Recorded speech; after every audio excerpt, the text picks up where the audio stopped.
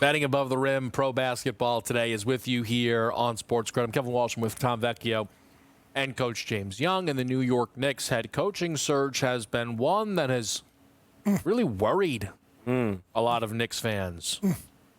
I know one Knicks fan who celebrated the firing of Tom Thibodeau and then 48 hours later was like, this isn't the worst decision you've ever seen a franchise made. And it's like, man, I can't with you guys. I can't.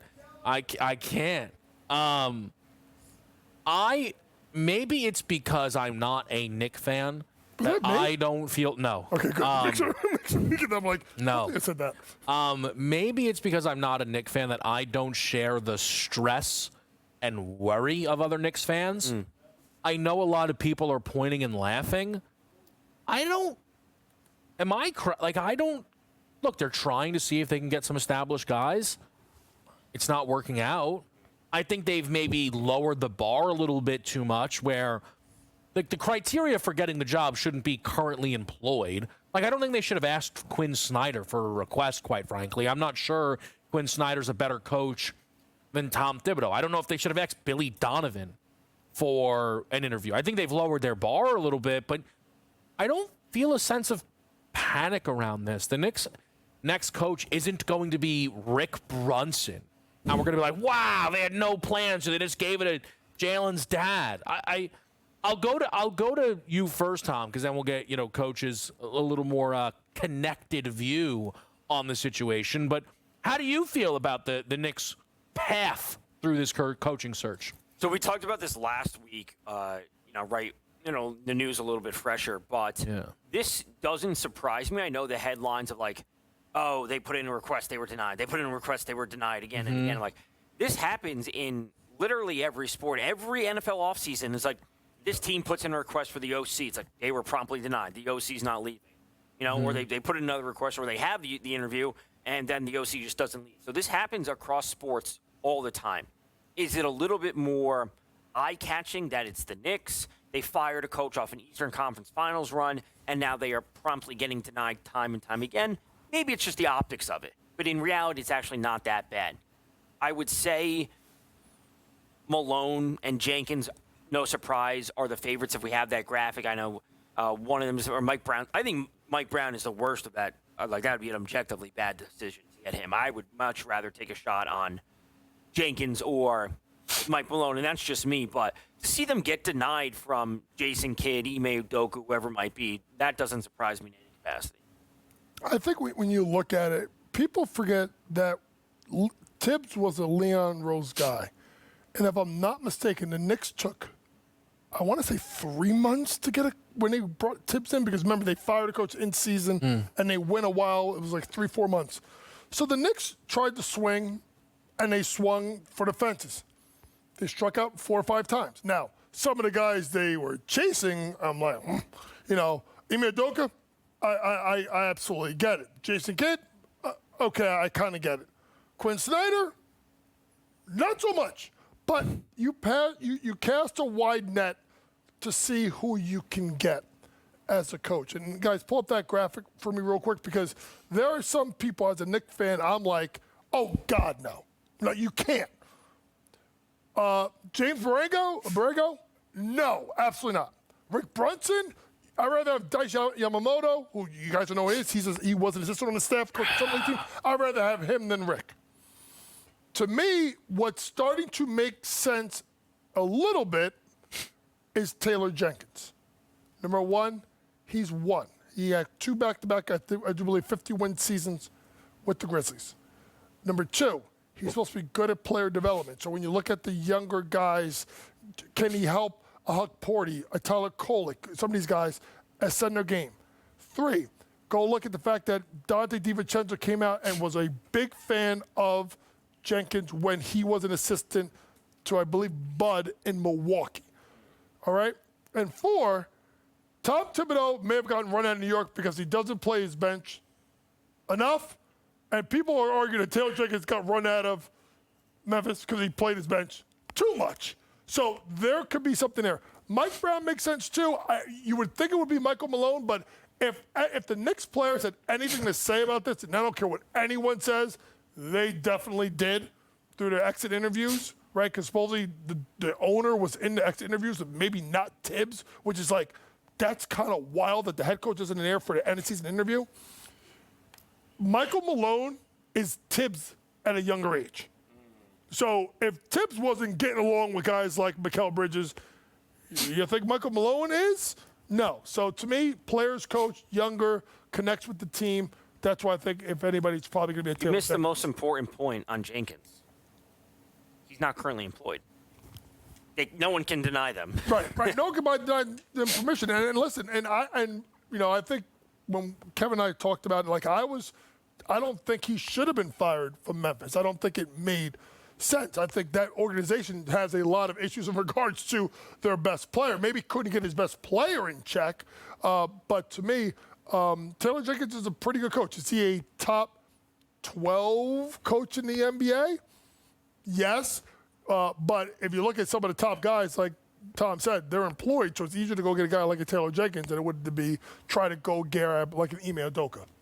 I think for the Knicks, the reality on Taylor Jenkins is he will fit in this bucket of guys where what have you done for me lately is going to drive a lot of the conversation. I'm going to use Joe Mazzulla as an example. Joe Mazzulla is occasionally viewed as a terrible coach, right, by Celtics fans. They get really annoyed about certain things. Joe Mazzulla has also engineered a 60-win team now multiple times as an NBA champion and is a part of the Celtics style of play that helped them win a championship. How many head coaches right now are you, like, coach, if I said, hey, give me the 5 best coaches in basketball, right? Can you confidently make that list? I know that Carlisle, Spo, who's third? Now that Pop's retired, we can't go there.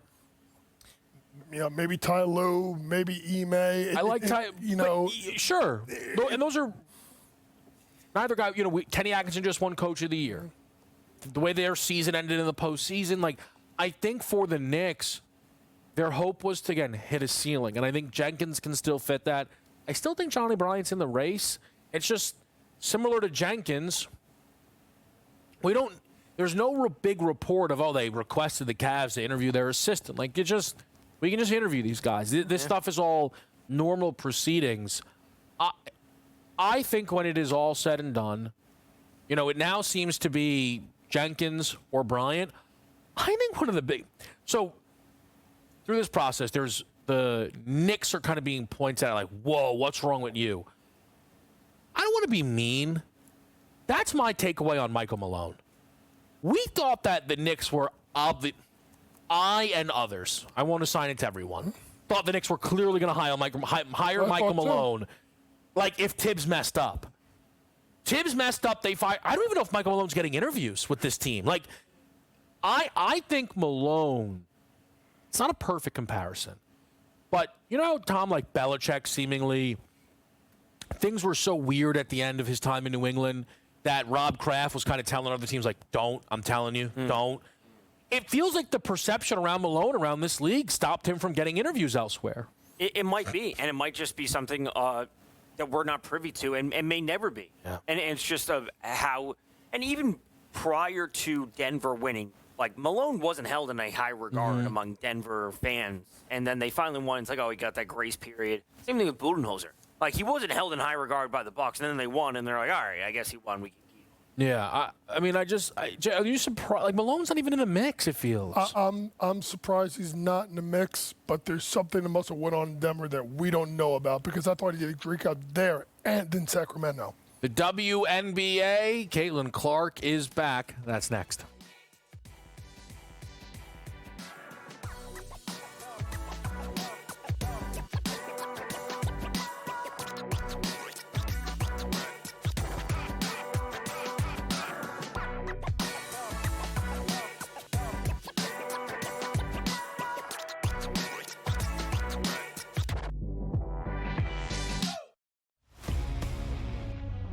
Right now have awoken. Maybe they are the best team out in the West because a rooting interest for me, Tom, always the Mariners. Hey, they're finally getting the hitting back, but now that's starting to slide. we can make a case for the Rangers. They shore up some things. A team that the Rangers, you and I were both very high on coming into the season. They make a shot for the wild card. But I do think it's going to be a two-team race between the Astros and the Mariners, and that's really about it. Yeah, it's a shame. Pro Baseball Today, only on SportsGrid. Does a guy like Giannis fit onto that roster if you can make some of those changes? I just don't see a KD pursuit as being realistic for the Knicks. But hey, if they can pull a rabbit out of a hat, as Leon Rose oftentimes can, I'd go after Giannis in a heartbeat. It's just, what type of package could they entice for the Milwaukee Bucks? And is it a 3 or 4 team trade? It gets a little bit tricky in that regard. You see the Knicks there with a plus 340 price. The Early Line, only on SportsGrid. Every 5 days, it's really exciting when Skeens pitches, and it's terrible watching him pitch because every time he pitches, they don't score. Having him hit the lineup probably would actually help when he pitches. There's no way to do it because you can't, but yeah, it's beyond frustrating. And the numbers will tell you, the books have adjusted. Pharrell Coast to Coast, only on SportsGrid. Dialing it back to his old days with St. Louis and Arizona. Buy or sell, Goldie will finish top 7 in fantasy first baseman. No, I'm going to say no. I think he'll fall off. Older player here, he'll be top 10, but not top 7 here. Top 10, I would say I'd buy it. Top 7, I'm going to say no here. I think he'll put up decent numbers here. Not as good as he was. I don't think he's going to bat 340, 350 all year long. Fantasy Sports Today, only on SportsGrid.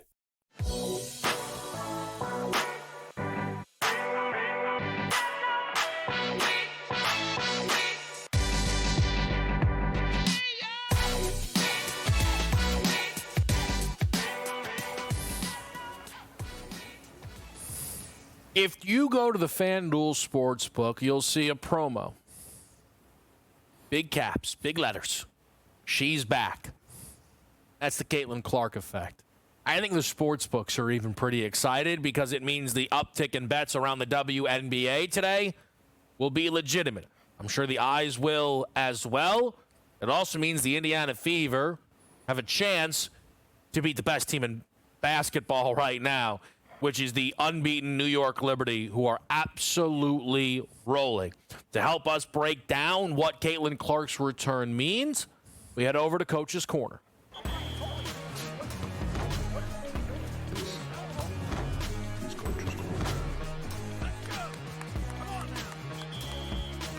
Three games in the WNBA today, and let's be honest, folks, the other 2 games don't matter. I'm sure we'll talk about them in a little bit, but it's the return of Caitlin Clark back from her quad injury as nationally televised game, I think 3 p.m. start, as Caitlin Clark takes on Sabrina Ionescu, Brianna Stewart, and now Jonquel Jones and the New York Liberty. Lines are out. New York Liberty are favored by 4.5, 5 points right now on the FanDuel Sportsbook. And it's easy to take New York because of the way that they've played so far. Undefeated, a lone undefeated team in the W.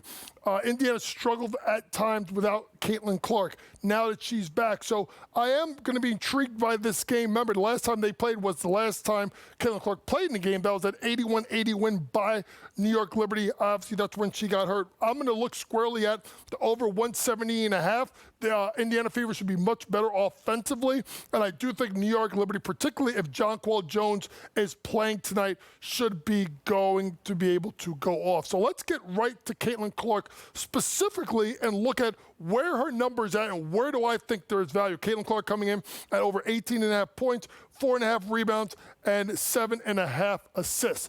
To me, I'm going to correlate the assists with Caitlin Clark with Aaliyah Boston. Aaliyah Boston is dynamic in that pick and roll, pick and pop with Caitlin Clark. Her points prop is at 13.5. So if I think that Aaliyah Boston is going to go over 13.5, then I'm looking at Caitlin Clark to go over 7.5, 8.5 assists. Lines moving a little bit because I think first game back, if I'm Caitlin, especially early on, I want to feel myself into the game. So I may become the decoy, come off the ball screen, and look at Aaliyah Boston. So that also means that you could look at something like a Caitlin Clark double-double at plus money because of the fact that I think that it will go through Aaliyah Boston. Let's get to the New York Liberty side and Brianna Stewart. Now, with Stewie's line, it's 19.5. Folks, I want you to wait. It's been reported that Jonquel Jones is playing today, but FanDuel, as last I checked, did not have odds out for Jonquel Jones. So let's wait because that number may come down. And then from there, you have a choice to make. It's either Stewie or Jonquel Jones who you could take. Jonquel Jones is going to give Aaliyah Boston fits. It's because of the fact of her height and her ability to score over on top of her. When you look at Breanna Stewart, you're going to be looking at Natasha Howard being guarded by her. So to me, if you come out and you get the Jonquel Jones props and they just lower it a little bit to like, let's say 12.5, maybe 13.5, I would then look at Jonquel Jones over her points. But if Stewie starts moving way down to like 17.5 point range, then you jump on Stewie. Either way, tons of points, guys. Look for the over. Caitlin Clark is back, and guess what? So are the ratings. JY, certainly excited for this one. Tom, tell me, what are your thoughts around betting Caitlin Clark in her return game?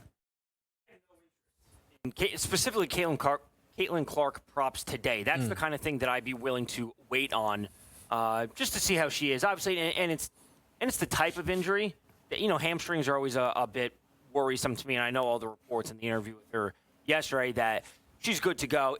It's kind of like a wide receiver coming back with a hamstring. It's like, they say they're full, but how much are we getting at her? So I think if I were to go anywhere, it would actually be from the assist standpoint. It would not be from a scoring standpoint. It may not be from a three standpoint. And I don't say a little bit spoiler for later, but Coach and I are going to be on opposite sides if it comes to Boston, when it comes to our three. So we'll certainly get there. But if I'm going anywhere with Caitlin Clark, if they're going to be hanging a 7.5 or 8.5 number, I would certainly look to the over. So, Tom, how much do you play basketball? Like at all? Okay. Yeah. You ever get the urge when you're watching great basketball to play basketball? All the time. Like, I remember young K-Dubs, man. Like, when you're watching playoff hoops, we got to go get a couple shots up at halftime right in the front yard. Yeah. You know what I mean?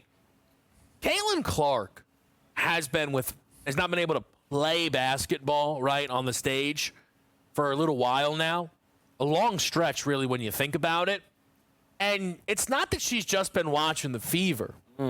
She's been watching the NBA Finals up close and personal. I think there's going to be palpable excitement. I think there's a mini Fever-Liberty rivalry that eventually will become more discussed than the Fever-Sky rivalry brewing. And the chance to hand this team their first loss in Indiana, I think Caitlin Clark just comes out firing. I wouldn't be surprised if she made 3 threes in the first quarter. I think you're going to get double-digit attempts from beyond the arc. I think back to the Olympic break, right, Coach, where she obviously wasn't playing. She got that long break off. The first game back, 29 points, lit up the Phoenix Mercury. I'm playing Caitlin Clark over the 18.5. I think she scores in bunches in this basketball game. I think there's going to be palpable energy. Indiana basketball. I would say to that point, I understand that. So my mind immediately goes to the alts. It wouldn't be, and sure, like if you want to say you just want to stick it, 17.5, over 17.5, minus 120. But my initial take would be like, sure, but let's also talk about 20. Do we want a little sprinkle on 25 plus points? Because I would say, okay, I agree with that. Like now that you're convincing me of it, like let's not just talk about 17. Let's talk about that 20, 25 5 mark. threes plus 400. 6 threes plus 960. Plus 25 points, 375. 5 threes or 25 points. We can have the conversation. I think the difference here that's this year versus last year is Natasha Cloud the ability to guard her. Now let's see how the WNBA does it, how the referees officiate the game today. But that pick and roll game with Aaliyah Boston, she's going to be the biggest beneficiary of Caitlin Clark being back.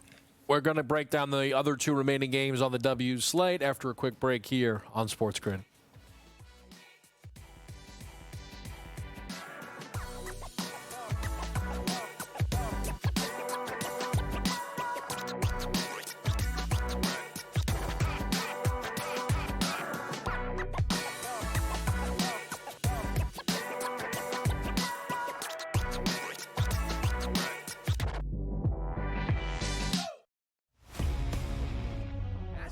have awoken. Maybe they are the best team out in the West because a rooting interest for me, Tom, always the Mariners. Hey, they're finally getting the hitting back, but now that's starting to slide.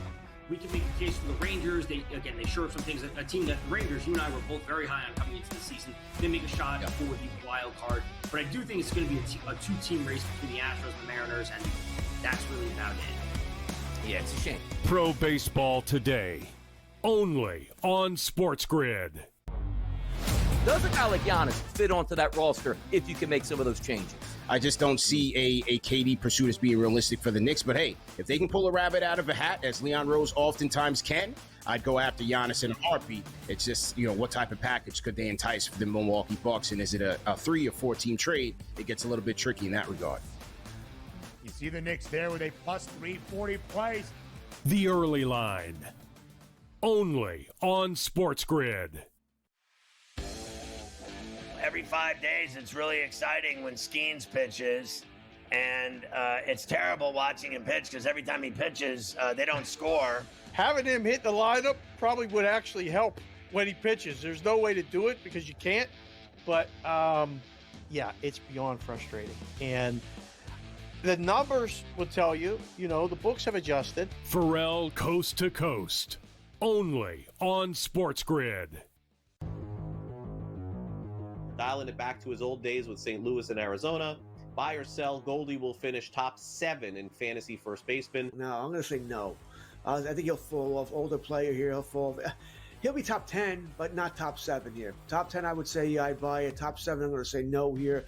I think he'll put up decent numbers here. Not as good as he was. I don't think he's going to bat 340, 350 all year long. Fantasy Sports Today, only on SportsGrid.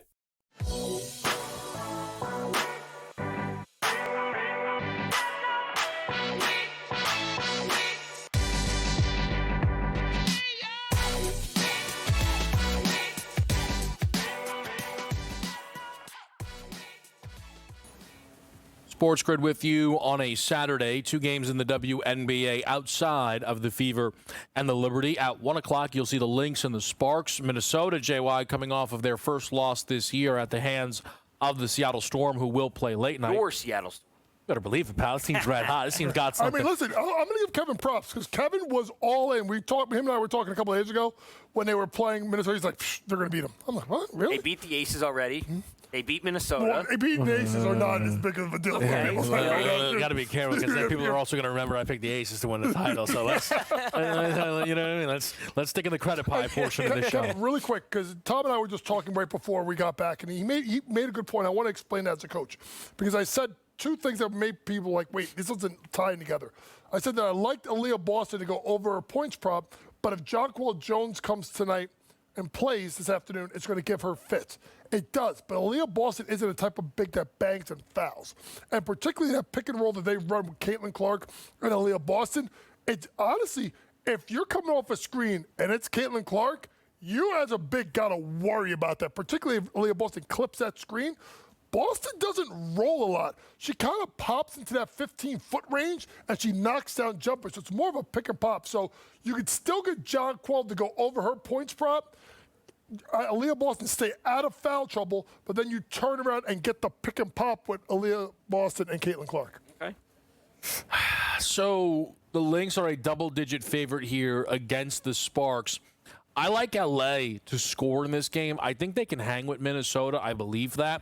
Kelsey Plum is off of her worst scoring effort of the season. Didn't make a 3 for the first time in a game this year. I think she can bounce back, but I also think we're seeing Rickea Jackson maybe break out 30 points in the most recent effort. I am more willing to challenge this Lynx team. You mentioned the Storm game, JY. Look, they were in the title game last year, and they started 9-0. Here's, I guess, maybe the best way I can say without being disrespectful to their start. They're 9-0 versus the Liberty's 9-0. I think the Liberty were way, way, way more impressive. So I'm going to back the Sparks on a team total. Any action for you in Sparks Lynx? I'm going to go with you, but I'm just going to play the over of the game completely, right? Because last time they played 89-75, Rickea Jackson has been really good. She's been back, has kind of given Kelsey Plum with that little that scoring punch, that 1-2 scoring punch. And if you look closely at Minnesota as of late, scoring 84, 81, 88, 86, 71. That's the outlier versus Phoenix. 82, 76, 85, 89, 99. So they are going to get up and over 80. I think that the Sparks will play that pace upward and get it up and moving. I think this game, one of my better bets, what I like is the over in the game today between the Sparks and the Lynx, Tom. Yeah, let's just keep it super simple with Nafisha Collier, double-double, -110. Like, there's I missed it by 1 rebound last game. Oh, but see, it snapped a double streak for him. But this is just as simple. If you want to get action early in the day, 1 p.m. start, it'll be shortly after we finish off at 12, about an hour. Super simple. Best player in the league, odds-on favorite to win the MVP. Maybe not the best player in the league when it's all said and done in terms of. Oh, we got to go there. We can have that conversation. Go ahead. We got to go there really quick. Keep saying we can have we will have that conversation right now. I think I wanted to bring this up because now that Caitlin Clark is back, the odds. Yeah. She's at +370. Yeah. If there's a time to jump on Caitlin Clark, it is now. Because here is why. If we think that the Lynx are going to lose some games as their schedule starts to tighten up a little bit, that's going to bring Nafisha Collier down. The fact that the Fever struggled without Caitlin Clark, she comes back and does Caitlin Clark things, plus the ratings, the fact that most of her games are going to be on national television. There is a pathway now, more than ever, I think, for Caitlin Clark to get the MVP award should the Fever play well. So if you think they're going to play well, jump on it now. If the Fever win today, now that you're thinking, if the Fever win today and it's a big Caitlin Clark performance, that number's going to be cut in half. If they beat the best team in the league. First loss, huge performance from her. That number's 370. It goes down to what, 200? 250? It's going to move it. I don't know if it should I don't know if it should move as much as you're saying, but I'm not saying you're wrong. I think it'll move more than we think, solely because the books still want to have a liability on it. I just where I thought we were going with the best player in the world stuff. Whoops. Is Aja and Vegas.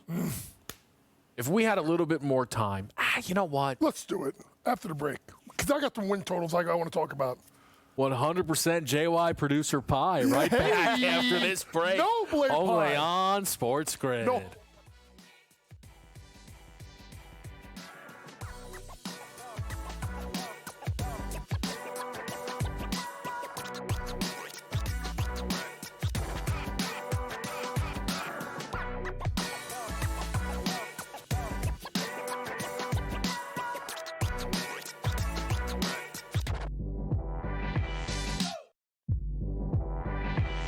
Their team total is 19.5 wins. I told you to go under, and it's by far the best bet I have recommended on this network in 4 years. They can't get out of their own way. And now Sloot is out for the year. Let's hope Sloot gets back because I respect the hell out of Sloot, and I want her to go out on her own terms. Hopefully we'll have her back for the 26th season. Betting above the rim. Only on SportsGrid.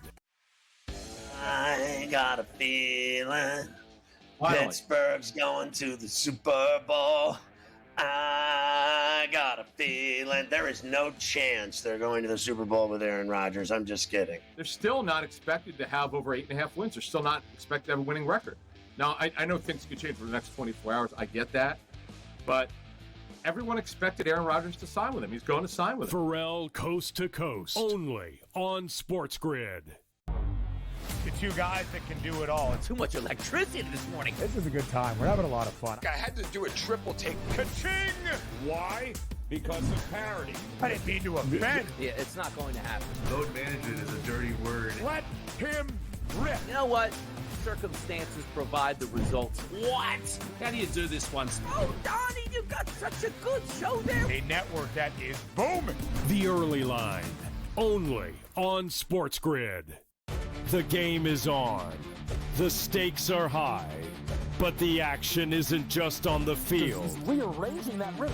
Get it inside! SportsGrid's in-game live. Your ultimate second screen experience. A little flyer, couple 15.5 point live line. Every prop, every play, every day. Anything can happen. That's complete chaos. It's smarter to be on SportsGrid.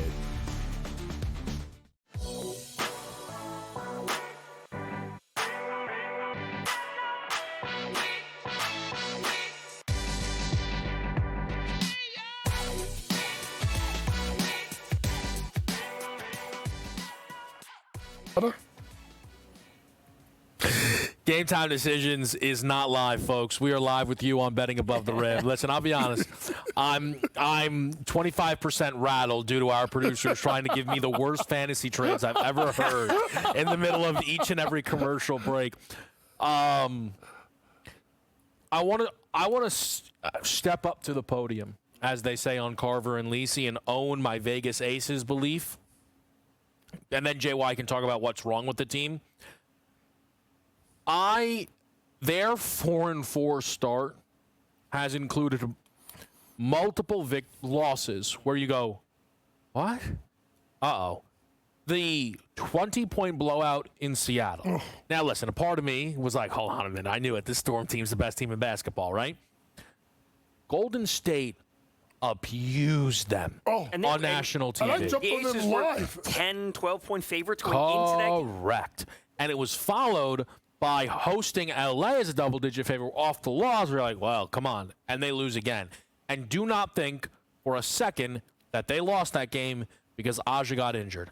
Because Aja was awful in that basketball game. And that is one of the aspects right now of their season, JY, where I'm going to try and sell people that Vegas, little zag, but because they beat Dallas, I now actually think this could end up the best thing for them. This team is so reliant on Aja Wilson that I feel as if at times no one else is comfortable. And I'm not blaming her, but I just don't know if everyone, outside of Jackie Young, who's incredible and I think one of the 8 best players in the league, others don't seem to know where they're going. Also, taking, Coach, truly a little bit from your analysis of what you've seen out of Becky Hammon, I wonder if it forces Becky to be better and say, I got to coach more. Because if I don't have Aja to rely on, I need to be better. And I think more important than anything, because no matter how good anybody plays without Aja, they need her to be the best player in the world. Through 8 games, she has no argument for it because she is shooting 43% from the field. Aja Wilson this season has scored under 20 points 5 of the 8 games.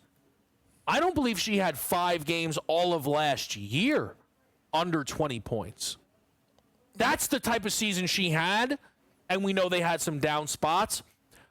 She can't be out forever. I believe it's kind of a concussion. I would imagine she's certainly back by July, right? I think this can be good for them, Coach, because they almost needed something to wake them up. That win against Dallas I thought was encouraging. Well, it's how they came back, particularly with Jackie Young being really hot in the second half and Jewel Lloyd being really good. And that was my struggle with them is getting Jewel Lloyd because I thought Kelsey Plum fit them better. It's more than that. It's losing Kate Martin from the bench. It's losing, DeRicky Hamby a couple of years ago. It's losing Alicia Clark. They've lost core players off the bench that made them really, really dangerous. God bless you. But to me, when you look at it, I think Vegas can make a run, but right now I think, especially if she's out, I'm looking under 27.5 wins by the Vegas Aces. If you look deeply at their schedule, they have, I think they have 33 games left in the season, 35 games left. They still got to play New York twice, Minnesota twice, Atlanta, who's pretty good 3 times, Mercury 4 times I love, and your team, the Seattle Storm, twice. There's not a lot of wiggle room right there. Under 27.5? Under 27.5 wins by a team like the Las Vegas Aces. So the question becomes, Kevin, you're talking about, you have to step up to the plate in terms of, or step up to the podium, as you said, in terms of the Vegas Aces argument that you made coming into it. I ultimately think it will be a good thing. Like, you have to, it's like trial by fire. Like, rubber is finally meeting the road. Like, you don't have Aja Wilson, and now you have to see what else the team can bring, or otherwise, the team's just dead on arrival in a lot of these games. Because if they just don't have it, then we can confidently say it's like, was it a bad game versus the Sparks, or was it like a sign of bad things to come? It's like, we're going to find out. And if the depth isn't there, you start fading them. Here's what I would say. I think you could take the under with them and wait for Asia to come back and then maybe take the title odds for them because it's going to keep dropping. But if you look closely at their schedule, Kevin, they only have 4 losses, which is the same as the Storm, the Mercury, the Dream, and they've played less games than all of them, and Minnesota's 9-1 with a soft schedule. So they could still, Kevin, find themselves in that 4-5 slot. To me, just stay away from New York. Maybe you're like a 3-6, and you have a pathway to the finals. Really quick, folks, I got to say this. Lord have mercy. Kevin and I may argue about this to the day we die, but the Chicago Sky are the worst damn team in that league. I mean, did you see them up like by 8 in the second quarter at Atlanta and let Ryan Howard look like my man K-Dub in the 3-point contest? 9 threes, and they lose by 20 points. And this team right now has an over-under win total. It was before the season of 19.5. They won 13 games last year. Guess what, folks? It's down to 12.5. And who has the toughest schedule left in the WNBA? Oh, that's right, Chicago Sky. New York twice, Minnesota 4 times, Atlanta 3 times, Mercury 3 times, 3 versus the Storm, 3 versus the Aces. I can't count 2 wins out of those games. Right now, worst team in the WNBA is the Chicago Sky. Yeah, listen, it's not good. The Sloot injury is devastating for this basketball team. Also, look, and I know it's always a tricky subject to get into, but I think if anyone who's heard me talk about the W, I should have a little grace in this. But the Angel Reese performances this season are so unacceptable because she's objectively worse. And that, to me, is very surprising. Angel last year had herself an all-star caliber season. Despite not incredible efficiency, she followed that up with unbelievable offensive rebounding, and it felt like it was something that could be improved upon. Her field goal percentage has gotten worse. Her rebounding is down. Her scoring is down. The turnovers are up. The free throw percentage is down. In order for the reality is the Chicago Sky season is not going to be any type of success. Clearly, I think we can draw that. But the questions still remain. Can Reese and Cardoza grow into a formidable 4-5 combination in this league? I'm not telling you, I'm not out fully, JY, on that at some point. I know it's bad right now. I think Cardoza's showing growth. Reese has to match that. Well, you made a good point before when we were talking about this earlier today, before the show. You got to remember, who was the higher draft pick coming out of college? Yeah. It was Cardozo. Who was the more dominant player? Like, here's the thing. Angel Reese benefited from a style of play of how the SEC is. And it was in front of you. I was talking to a coach yesterday at a high school event, and we talked about how the SEC is completely different in regards to the skill level that you need. It's more of athletic basketball. But when you get to the WNBA, it's athleticism with skill put together. She does not have it. In order for her to be effective, they messed up last year when they traded Marina Mabry. They need a good point guard, and they need a shooter. Because otherwise, you're going to throw up bricks, she's going to get them, and they're going to have 3 people around her when she finishes, and she can't finish. They got to surround her with 2 high-quality guards. Otherwise, it's going to be a problem for the Sky. All right, we are going to take a quick break. We're going to come back. Let's talk about the NBA Finals and some of the early action that we're looking towards for game number 5, which, of course, is Monday night, and SportsGrid will have you covered throughout. That's all next right here on Betting Above the Rim.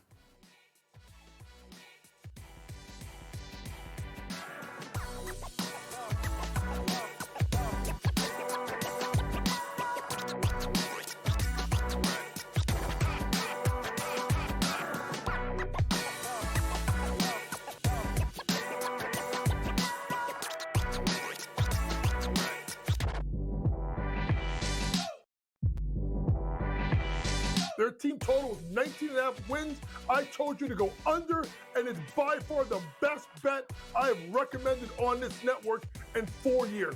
They can't get out of their own way. And now Sloot is out for the year. Let's hope Sloot gets back because I respect the hell out of Sloot and I want her to go out on her own terms. Hopefully we'll have her back for the 26th season. Betting above the rim. Only on SportsGrid. I got a feeling Pittsburgh's going to the Super Bowl. I got a feeling there is no chance they're going to the Super Bowl with Aaron Rodgers. I'm just kidding. They're still not expected to have over 8.5 wins. They're still not expected to have a winning record. Now, I know things could change for the next 24 hours. I get that. But everyone expected Aaron Rodgers to sign with him. He's going to sign with him. Pharrell Coast to Coast. Only on SportsGrid. The two guys that can do it all. Too much electricity this morning. This is a good time. We're having a lot of fun. I had to do a triple take. Ka-ching! Why? Because of parity. I didn't mean to offend. Yeah, it's not going to happen. Load management is a dirty word. Let him rip. You know what? Circumstances provide the results. What? How do you do this one? Oh, Donnie, you got such a good show there. A network that is booming. The Early Line. Only on SportsGrid. The game is on. The stakes are high. But the action isn't just on the field. He's rearranging that rim. Get it inside! SportsGrid's in-game live. Your ultimate second screen experience. A little flyer, couple of 15.5 point live line. Every prop, every play, every day. Anything can happen. It's complete chaos. It's smarter to be on SportsGrid.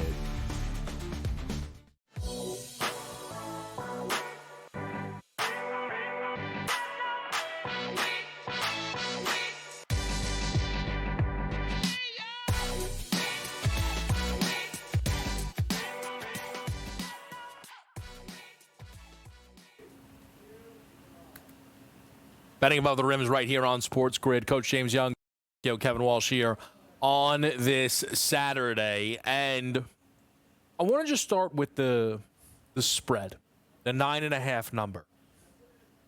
Do you think this gets to double digits, Tom? Do you think that it would go potentially to 8.5? You think it's double digits? I think when people look at Thunder losses, games following Thunder losses, especially when they're at home, and combine that with how horribly they shot, especially from deep, you'd be like, 10 points. I could see be pushing to 10 points. And that's just, and this is also a product of we have 2 full days off. If the game was Sunday night, maybe I could talk about Sunday night. It'll probably stay 9. Maybe could boom back to 9.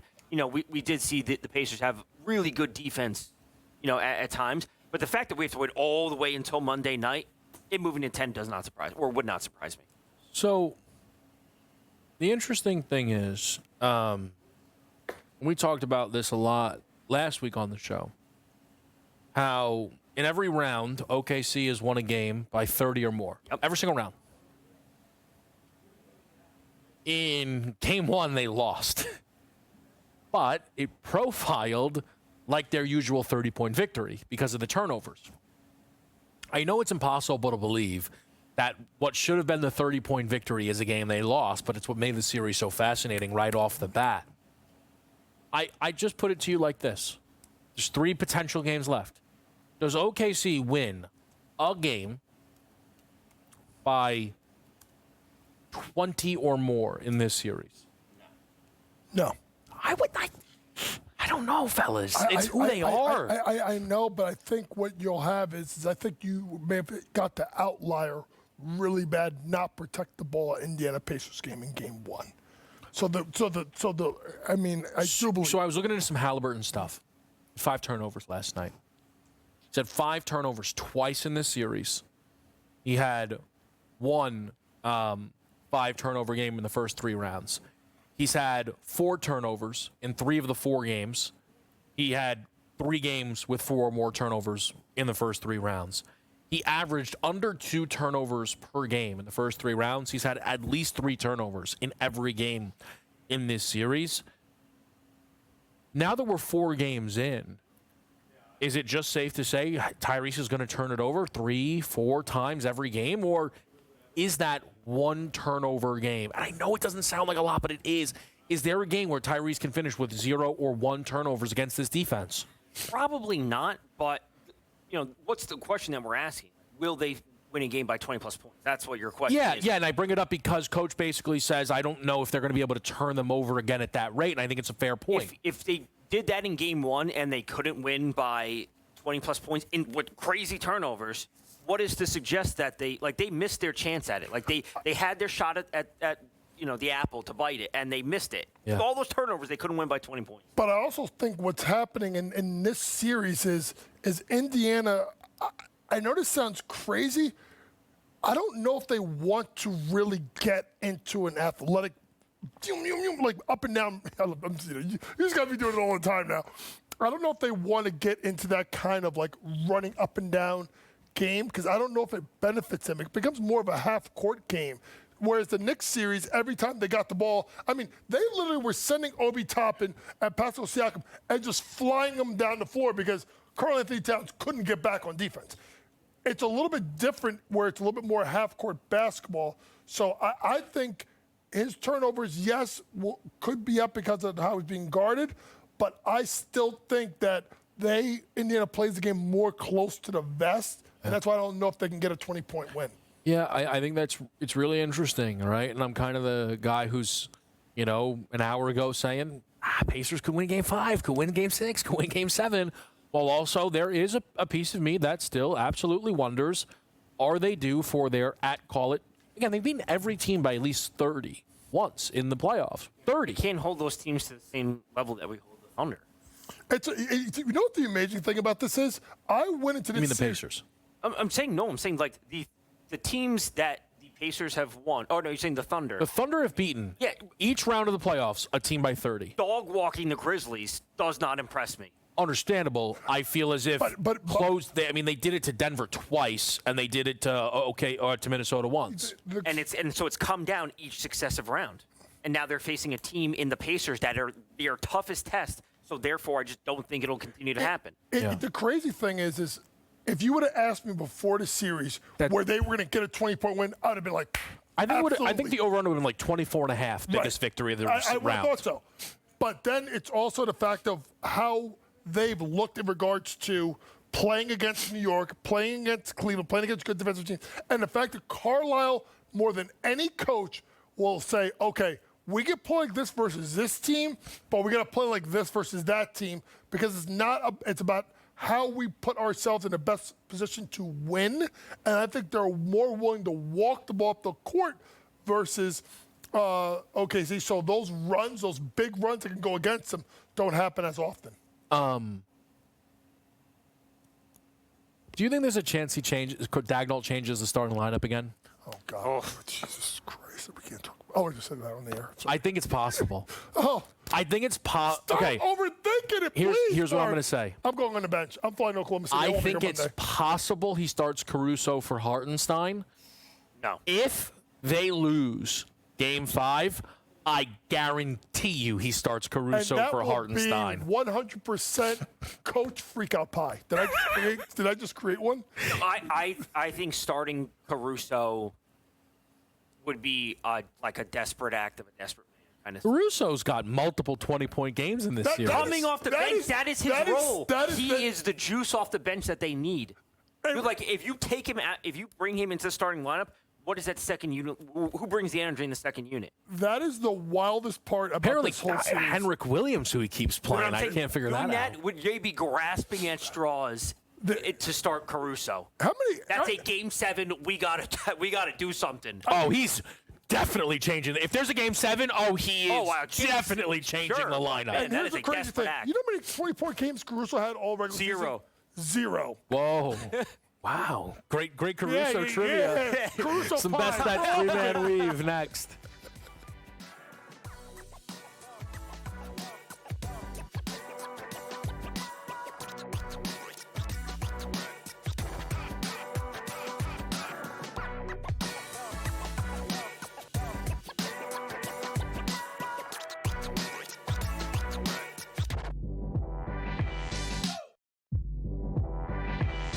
Their team total is 19.5 wins. I told you to go under, and it's by far the best bet I have recommended on this network in 4 years.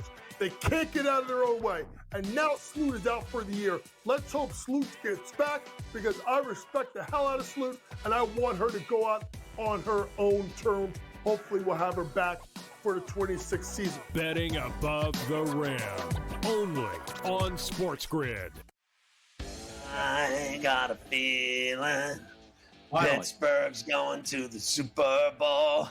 I got a feeling there is no chance they're going to the Super Bowl with Aaron Rodgers. I'm just kidding. They're still not expected to have over 8.5 wins. They're still not expected to have a winning record. Now, I know things could change for the next 24 hours. I get that. But everyone expected Aaron Rodgers to sign with him. He's going to sign with him. Pharrell Coast to Coast. Only on SportsGrid. The two guys that can do it all. Too much electricity this morning. This is a good time. We're having a lot of fun. I had to do a triple take. Ka-ching! Why? Because of parity. I didn't mean to offend. Yeah, it's not going to happen. Load management is a dirty word. Let him rip. You know what?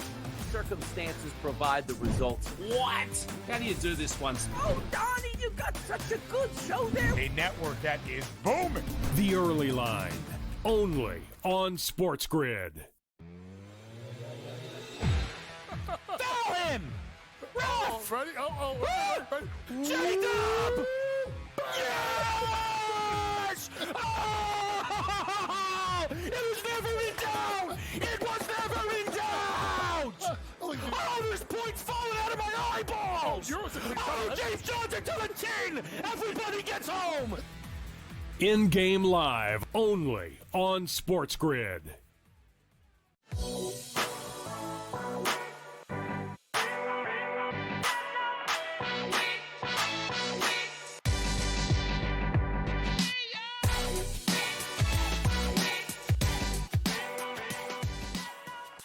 All right, with you right here on SportsGrid, Kevin Walsh, Tom Vecchio, Coach James Young. We've got some best bets, some three-man weave.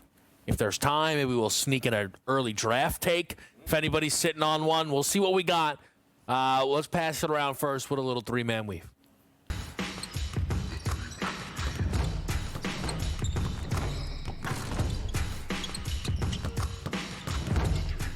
If you had to choose between the green, the white, or the black jersey, which would you pick? The black. Yeah? Keep it simple? Yeah? Tom? Coach? Green. Green's money. Green's money? True. What was that horse that you tried to bet during the Preakness? I have no idea. Oh, my gosh. All right, we'll figure it out. Coach, favorite player prop on the slate today, what do we like? Oh, man, I'm going with Alyssa Smith of the Minnesota Lynx over 9.5 points. Wait, when you look at the matchup, you have a player that against the Sparks that is not strong defensively. So over 9.5 points, this is someone that can get up on over 10 points. A lot of points, a lot of volume. You expect me to go to Nafisha Collier. I'll go to another option and Alyssa Smith over 9.5 points. Alana Smith, Alyssa Smith, not Alyssa Smith. It's a Smith that plays for the Lynx. I'm sorry. Keeping up with the Joneses, keeping up with the Smiths. I'm going with Aaliyah Boston, and that is under 13.5 points. And this line is on the move. It was plus 100 a little bit earlier and is now down to minus 130. Obviously, with Caitlin Clark coming back, there's just I think there's too many mouths to feed in that offense. Clark, Mitchell, Boston, and Howard. Plus, we're going up against the New York Liberty, who are the best defensive team, at least in defensive rating in the WNBA. So I think she can get to 10, getting to 14 or 15. Not happening. Right. I'll go with Courtney Clark. I'll go with Caitlin Clark over 18.5 points. I think that Clark and her return game is going to be ready to fire away here against the Liberty. I'm sorry, Alana. My apologies. It has been quite some time since we've last seen Caitlin Clark out on the floor, but she averaged 19 points per game through those first four. She landed actually on 18 in 38 minutes against this Liberty team, but on really bad 33% shooting on 6 of 18 overall. I think you're going to see a good effort from Clark, at minimum, scoring the basketball. I think the Fever are alive in that game. Let's do some best bets here. I'll start it off. Give me the Sparks team total against the Minnesota Lynx. I think that between those two players right there, Kelsey Plum and Rakia Jackson, there's going to be a lot of opportunities for one of them, if not both, to really shine in this matchup. Minnesota is good. I'm still hesitant on just how great they are. I think at minimum the Sparks offense will give them a chance to hang inside those double digits, that double-digit point spread that sits out there, Tom. Let's turn to Monday's game. Want to get ahead of this line.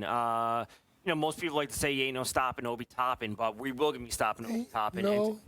Under 10.5 points for Obi Toppin. I like that. Seeing him with 12 field goal attempts, yeah, the second most he's had since 14 in the Cavs series, is just way, way too much. And, 17 points in Game 1, followed up by a 3 and an 8-point performance in a 17-point game in Game 4. Is he going to be at 3 points? Probably not. Obi Toppin's been pretty darn good this series, I would say, on overall. Not going to be up at 17, not going to be down at 3. I expect him at that 8 to 10 number. I'm going to say it's going to be a sweat. Yeah. But, 12 field goal attempts, far too many. I expect, again, another under to hit in this game outside of the Thunder team. Man. I don't think you believe that. Go ahead. Man, he said that. I started thinking about Cool Mo D and Big Daddy Kane. Big Daddy Kane ain't no half stepping. Y'all know that song? I'm almost 50. Not important. Listen, my best bet ain't no half stepping or stopping Caitlin Clark. Double today. Okay. Double 3 over the last 4 games. Had a double in that 18-10 game versus the New York Liberty before she got hurt. I think she gets into action and gets busy with the assists. It's plus money, so you make a little bit of extra on it. Caitlin Clark gets busy with Leah Boston with the pick and roll. That's why I like Leah Boston over 13.5 points. And then when I get Jonquel Jones stuff out, I may send a video out really quickly on Jonquel Jones on what I like on her today, but I want to see the lines come out. Dude, let me save you and everyone the time. If she's playing, you like her over, maybe a double-double. What number are they going to hang where you're going to go, no thanks? You're nuts, man. You're absolutely shot. Anyone got a draft take for the people? Come on, Malawach. Top 5? I think he might be the second best player in this draft class. And that's where we're going to leave it. Paul George is going to be a net. All right. Draft trade. Coach James Young, Tom Vecchio, Evan Zach. Walsh. We'll see you next time here on Sports.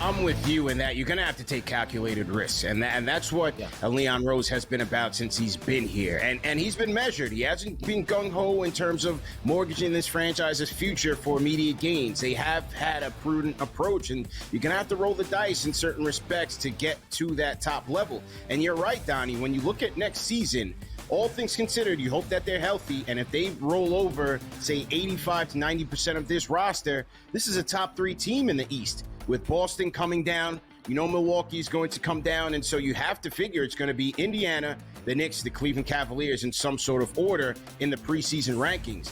And so where they go from here, Jason Kidd is obviously the hot name right now.